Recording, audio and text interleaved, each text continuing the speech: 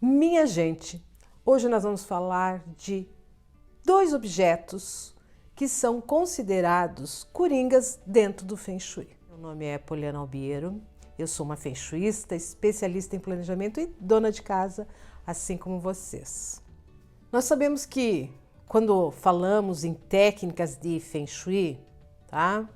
Nós temos etapas. Eu tenho aqui no canal uma playlist dessas etapas que a gente deve fazer para aplicar. Então, quer dizer, primeiro é uma coisa, depois vai. Então, primeiro a gente faz a limpeza física, a correção de tudo que está com problema dentro da nossa casa. Isso quer dizer aqueles paredes que estão com, às vezes, infiltrações, rachaduras.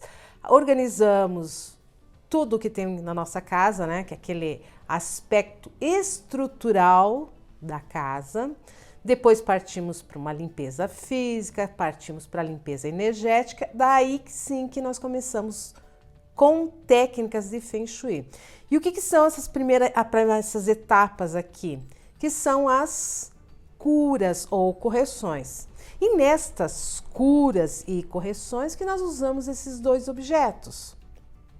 Quais são eles? O primeiro objeto que eu vou falar para vocês é os espelhos, tá? Aqui vocês podem ver que eu tenho um espelho, tá? O que esse espelho está fazendo nesta posição aqui, que às vezes as pessoas olham assim, acham meio estranho, tá? Quando eu entro na minha sala aqui, eu me dou de frente com uma parede. Ali eu também tenho um espelho, tá? O que o espelho faz? Ele amplia o local, tá, gente? E algumas pessoas dizem assim, o espelho rebate as energias, então energia boa vai voltar. Não, o espelho, tá? Ele amplia luminosidade, então vai ampliar o espaço, tá? E tudo aquilo que dá amplitude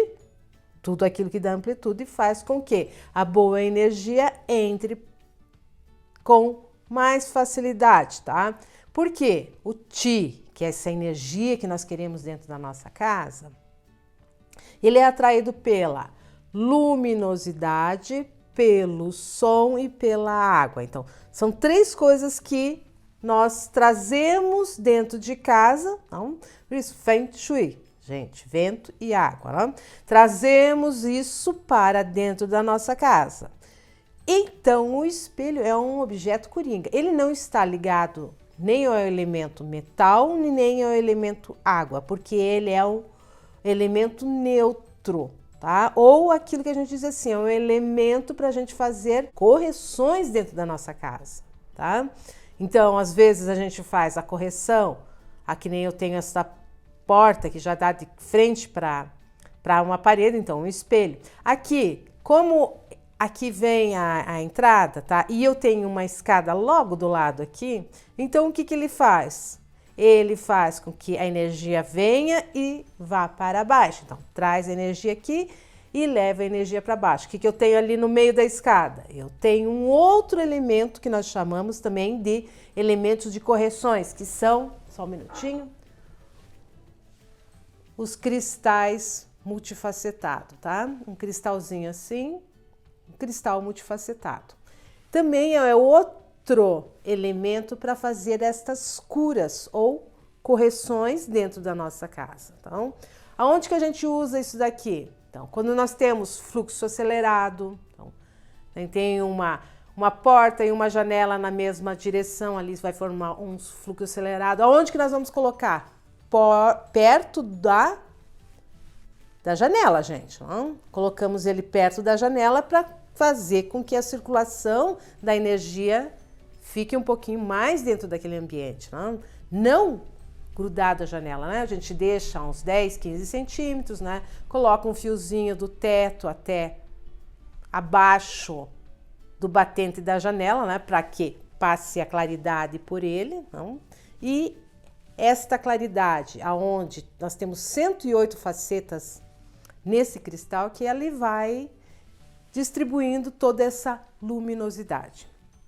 Então, gente, mas tem um porém, e tem uma coisa assim, ele não pode ficar grudado aqui, ele tem que ter uma folguinha, né?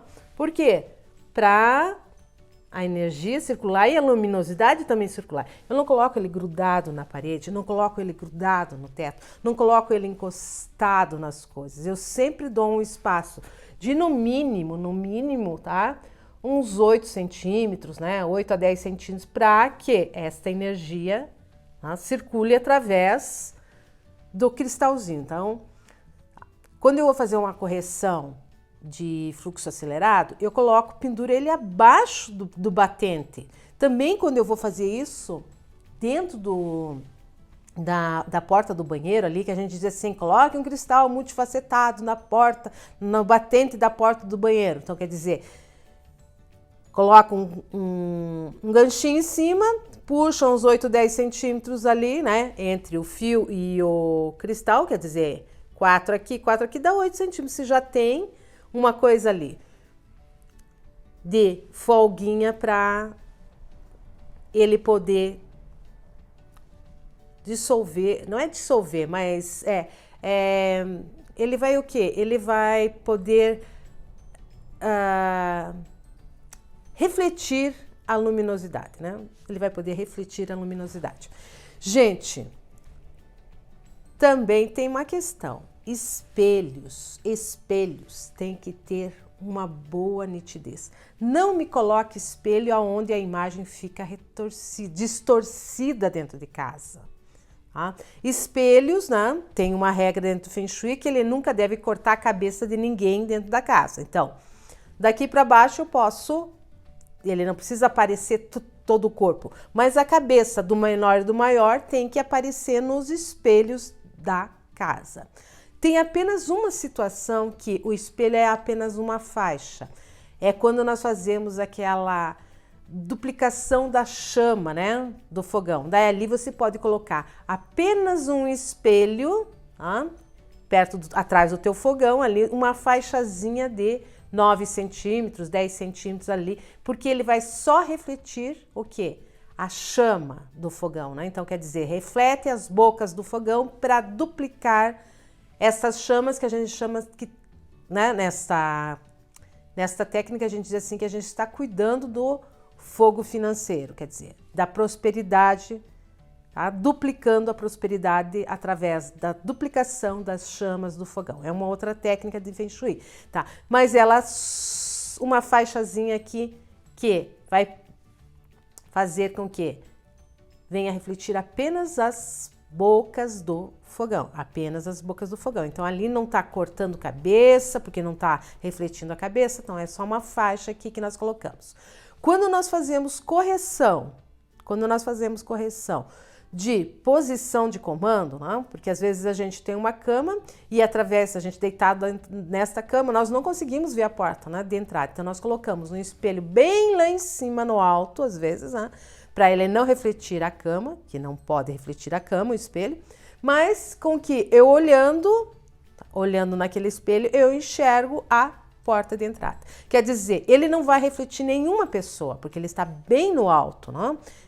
Parede perto do teto lá, você olha lá e enxerga a porta de entrada. Então, nessa situação também o espelho não precisa refletir a pessoa, principalmente da cabeça, daqui do tronco para cima, né? Mas em outras situações sim. Então, quer dizer, se eu tenho crianças pequenininhas e coloco um espelho grande, tá? Eu tenho que observar que esse espelho não venha cortar a cabeça da criança. Então, digamos aqui que se eu tivesse uma criança com 1,5 metros, um metro e pouquinho, então eu teria que deixar um pouco mais baixo esse espelho.